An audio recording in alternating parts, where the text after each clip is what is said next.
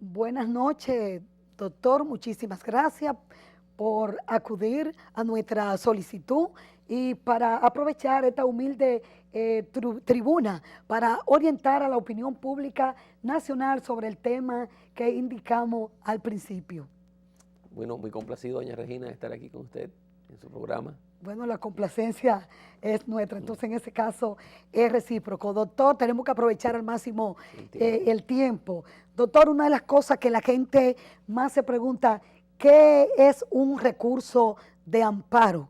Entonces vamos a ver jurídicamente hablando de qué hablamos cuando estamos hablando de un recurso de amparo, que es lo que dicen los medios de opinión pública, que la doctora Jeanilda Vázquez, a través de usted como su representante legal, tramitó ante un tribunal ordinario, que no se fue al tribunal constitucional y al tribunal electoral. Eso por una parte. Y leímos unas declaraciones suyas donde usted dice que constituye un precedente jurídico en materia de amparo constitucional en República Dominicana. Entonces queremos compartir con el público, desde usted como jurista, ¿de qué estamos hablando?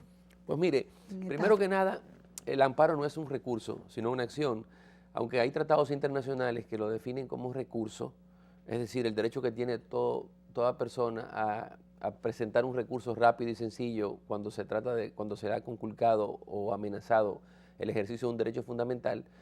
Y entre nosotros, es decir, por decisión de la Suprema Corte de Justicia y posteriormente por una ley, se le siguió llamando recurso. En la actualidad es una acción porque no se trata de una vía recursiva deducida en contra de una sentencia que se impugna, sino sobre un hecho u omisión que atenta contra un derecho fundamental, que es lo que da lugar a la acción para que el juez constitucional de amparo, porque cada vez que asume las veces o es apoderado de un amparo, deja de ser juez penal, juez civil, juez administrativo, juez laboral, para hacer las veces de juez constitucional.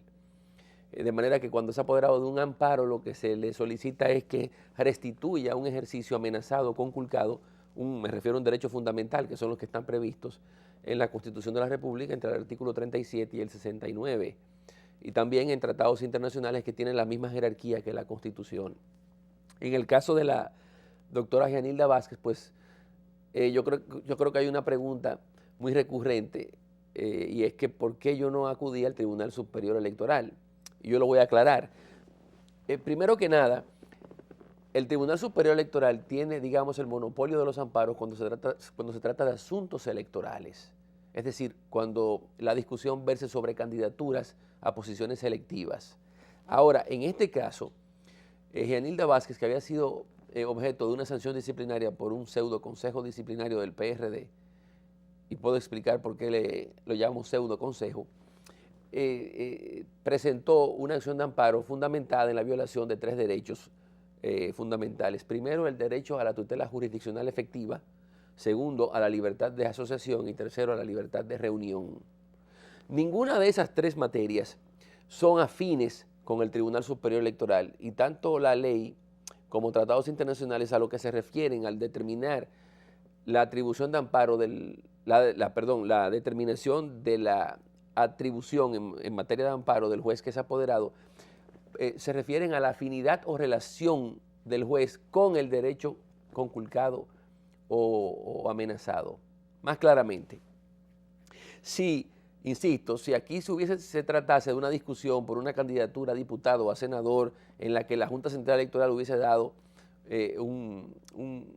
una decisión dando ganador a uno, en fin, si hubiese sido esa la discusión, obviamente que la afinidad la tiene el Tribunal Superior Electoral. Ahora, ¿qué fue lo que motivó la acción de amparo de Jeanilda Vázquez? Pues que en ese proceso disciplinario por el que ella se le sancionó como miembro y como secretaria de organización con una suspensión de 2 años, yo argumenté que se le violó el derecho al debido proceso. No, yo no puedo colegir de ningún modo que esa es una atribución, digamos, afín o relacionada con el Tribunal Superior Electoral, porque ese ha sido el error de legitimar ante la opinión pública a ese Tribunal Superior Electoral, apoderándolo reiterativamente de amparos cuando no ha tenido en realidad la vocación jurisdiccional para eso. Me refiero a que no tiene la competencia de atribución. Ahora, yo he ido más lejos y he cuestionado hasta la capacidad jurídica de los titulares de esa alta corte. Yo he sido bastante, digamos, ríspido con ellos, porque en sus decisiones es más que evidente que ellos no dominan aspectos elementales del derecho, y todavía peor, lo que a mi modo de ver ha constituido una masacre, porque en lugar de anteponer el interés colectivo, ellos han también demostrado que no tienen responsabilidad personal al momento de dar esas decisiones, y aún más grave, no han tenido conciencia social, porque están tratando de legitimar a un dirigente de un partido político que no tiene ni siquiera aceptación ni derechos las veces que ha ido allá, pero el empeño es de ellos acatar las instrucciones que se le dan, ya sea de Palacio o desde la Funglode, y no les importa el derecho que aplican. El asunto es obedecer esas instrucciones para hacer derecho. Significa, doctor Curi, que esa cantidad de dirigentes y dirigentes PRDistas que se ha dicho han sido excluidos de una forma u otra del padrón de la dirección del partido, aparte de los que han sido públicamente expulsados, como el secretario general y como el presidente en funciones, pueden, al igual que Gianilda, usted me dijo que no es un recurso, que es una acción. Sí. Pueden optar por una acción de esa naturaleza con posibilidades de éxito, y cada uno de los 600 incluidos son, o 300, porque no domino bien 600. La matrícula. Cada una de esas 600 personas tiene un derecho establecido en la Constitución y las leyes a poder presentarse ante un tribunal ordinario a reclamar por ese derecho. Mire, doña Regina, yo no quiero utilizar mucho el término ordinario, porque aunque el Tribunal Superior Electoral sea una alta corte, lo cierto es que la ley establece que la competencia la tiene el Tribunal de Primera Instancia. Aunque también se les reconoce a los tribunales especializados el derecho de conocer acciones de amparo, cuando un tribunal cualquiera es apoderado, yo repito, de una acción de amparo, pasa a ser un tribunal constitucional, porque lo que se debate ahí es un derecho que ha sido vulnerado, que ha sido transgredido, un derecho fundamental que es previsto en la Carta Sustantiva, y por consiguiente el procedimiento que se tiene que seguir es el que establece la Ley 137-11 sobre procedimientos constitucionales. Aunque hay un carácter supletorio de las disposiciones del derecho común, lo cierto es que es un juez constitucional. Ya respondiendo a su pregunta, claro que sí, si cualquier dirigente ha sido en sus derechos, ¿no? Es decir, en violación a su derecho a la libertad de asociación, si se le ha desconocido de algún modo esa libertad o ese derecho, que es fundamental, pues puede recurrir a una acción de amparo. De manera que no es ante un juez ordinario, sino ante un juez de amparo, que ahí pasa, digamos, se despoja de la toga del juez ordinario y asume la toga del juez constitucional. Porque se ha querido, digamos, minimizar el impacto que ha tenido esta decisión, porque obviamente ellos, me refiero al sector de Miguel Vargas, sí, se empecinó primero en solicitar un montón de incidentes, como por ejemplo que el acto no había sido regularmente notificado, como que hasta llegaron a recusar a la magistrada titular de ese tribunal porque tenía el mismo apellido que Gianilda. Es decir, sí, absurdos. Vimos algo de eso. Eran litigantes temerarios que no tenían respeto por la profesión ni por su reputación, porque un abogado que se respete sabe que tiene que motivar una recusación porque se está poniendo en duda la parcialidad del juez. Pero como se trata de abogados que decir que cuidan muy poco su prestigio, pues se prestaron a eso. Luego de que se les rechaza la recusación, entonces insistieron en la incompetencia de atribución, queriendo que se declinara el conocimiento de la acción de amparo ante el Tribunal Superior Electoral, y quien rechaza esa excepción de incompetencia no es la suplente, sino la juez titular, Rosana Vázquez Febrillet, una abogada cuya honestidad está al abrigo de toda sospecha. Pero bueno, ¿qué siguió? Pues entonces empezaron ellos a propalar una campaña malsana de chismes y de rumores en perjuicio de ella, digamos, desacreditándola como si estuviese parcializada, y lo que ella hizo en una siguiente audiencia fue, para calmar los ánimos de ese sector, pues inhibirse. Y es entonces donde entra la suplente, la juez Tania Yunes, que demostró tener no solamente más capacidad jurídica que los 5 miembros del Tribunal Superior Electoral, sino más entereza, más honorabilidad. Porque yo repito, el juez que falla contrario a su conciencia porque un tercero le diga cómo tiene que hacerlo, es un juez corrupto y un juez que debe ser desechado del sistema. Más responsabilidad y menos compromiso también, doctor. Correcto. Doctor, a propósito de la última parte de su intervención, vimos también en los medios de comunicación que, bueno, que a quien el Tribunal Superior Electoral mantiene como presidente del PRD y como dueño del local, en estos 3 días ha dado reiteradas declaraciones de incompetencia de ese tribunal para tomar esa decisión. Y como vamos a pausa, vamos a dejar esta pregunta en el aire para el próximo segmento. ¿Qué posibilidades de éxito tienen esos reclamos del presidente del PRD? ¿Cómo le puedo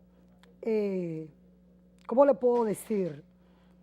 Para un futuro inmediato, ¿es de obligatoriedad el cumplimiento de esa decisión de ese tribunal o eso conlleva algún protocolo? Si es de aplicación inmediata, ¿cuáles serían las consecuencias legales de la el no respeto de la del decisión no que respeto intervino? de esa decisión, del desconocimiento de esa decisión? Vamos a dejar esta pregunta en el aire para el próximo segmento. Bueno, pues bien, doña Reina, respondiendo su pregunta, pues obviamente la decisión es ejecutoria y esa pena de astraint, es decir, que si no la reponen a ella como secretaria y como miembro, pues entonces tendrán que pagar un astraint de 50,000 pesos diarios. Ahora, su reintegración, la decisión se le notifica a la Junta Central Electoral, que es la que la registra, que la inscribe como secretaria de organización. La pregunta sería cómo darle posesión en el local principal del PRD de su despacho, y eso tendría entonces que ser objeto de una solicitud de fuerza pública ante la Fiscalía para que sea provista de la misma y acompañada con efectivos de la Policía Nacional, es decir, o de la Fuerza Pública, para decirlo mejor, para que entonces le permitan la entrada y la dejen posicionada a ella como secretaria de organización. O sea, la ejecutoriedad de esa decisión no está sujeta al capricho de Miguel Vargas ni de ningún dirigente que haya visto esa decisión con ojeriza. Es de obligatorio cumplimiento. ¿Es recurrible Únicamente, esa decisión? no en apelación, no en casación, sino en revisión constitucional. Es decir, la decisión tiene que adolecer de un vicio o de una violación a la Constitución, o sea, únicamente.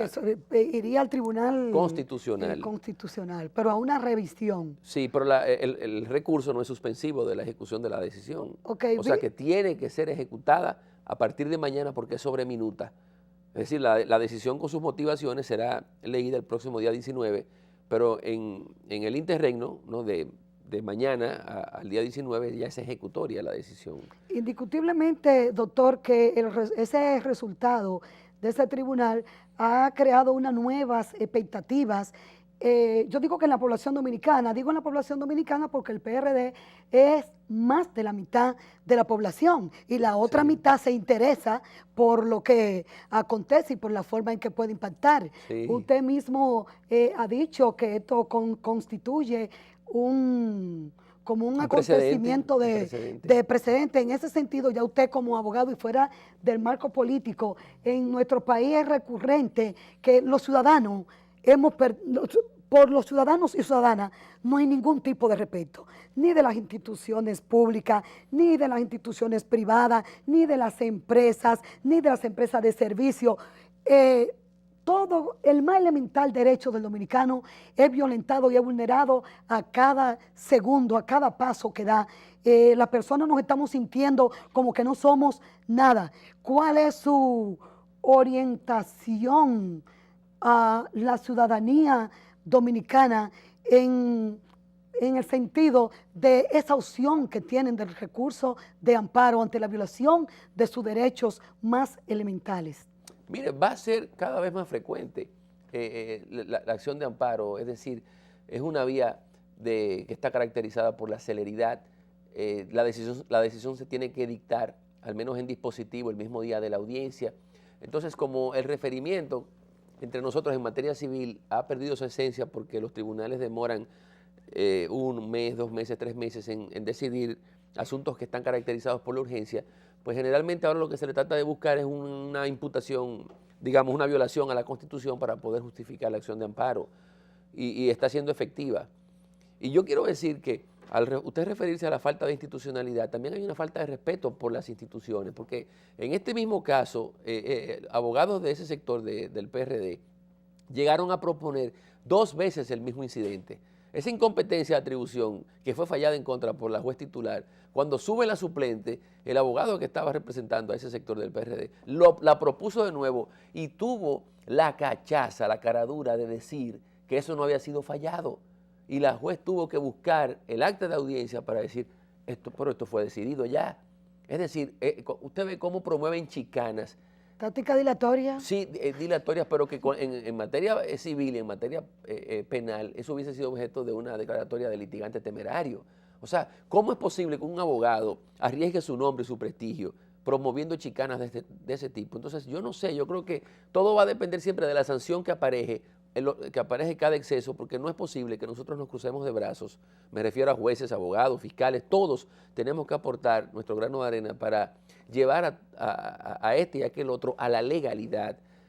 Y si no a la legalidad, al menos a que cumpla con honestidad, es decir, con lo que entiende que es correcto, pero no hacerlo deliberadamente, porque entonces estamos abonando el caos y luego todos nos arrepentimos. No se cuida la imagen cuando hay muchos intereses, doctor.